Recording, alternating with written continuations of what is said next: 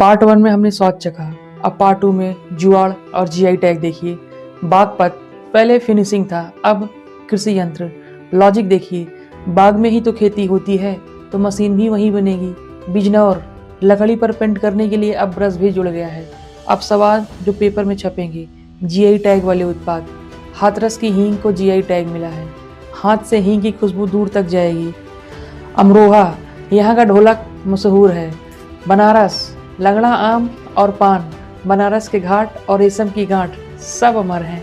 सिद्धार्थनगर काला नमक चावल, इसे भगवान बुद्ध का महाप्रसाद कहते हैं। सिद्धार्थ ने जो खीर खाई थी, व्रत तोड़ा था, मान लीजिए वो इसी चावल की थी।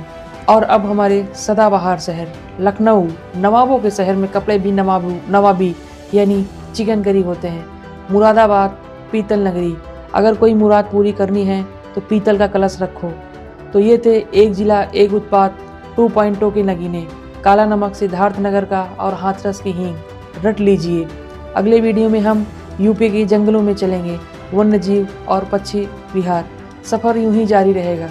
जुड़े रहिए अमन यादव ग्लोबल स्टडीज से। जय हिंद, वंदे मातरम। पार्ट 1 में हमने स्वाद चखा, अब पार्ट 2 में जुगाड़ और जीआई टैग देखिए। बागपत पहले फिनिशिंग था, अब कृषि यंत्र। लॉजिक देखिए, बाग में ही तो खेती होती है तो मशीन भी वहीं बनेगी। बिजनौर लकड़ी पर पेंट करने के लिए अब ब्रश भी जुड़ गया है। अब सवाल जो पेपर में छपेंगे, जीआई टैग वाले उत्पाद। हाथरस की हींग को जीआई टैग मिला है, हाथ से हींग की खुशबू दूर तक जाएगी। अमरोहा यहाँ का ढोलक मशहूर है।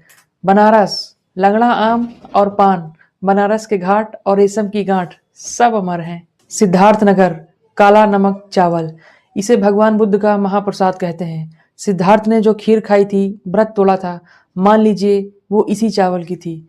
और अब हमारे सदाबहार शहर लखनऊ, नवाबों के शहर में कपड़े भी नवाबी यानी चिकन करी होते हैं। मुरादाबाद पीतल नगरी, अगर कोई मुराद पूरी करनी है तो पीतल का कलश रखो।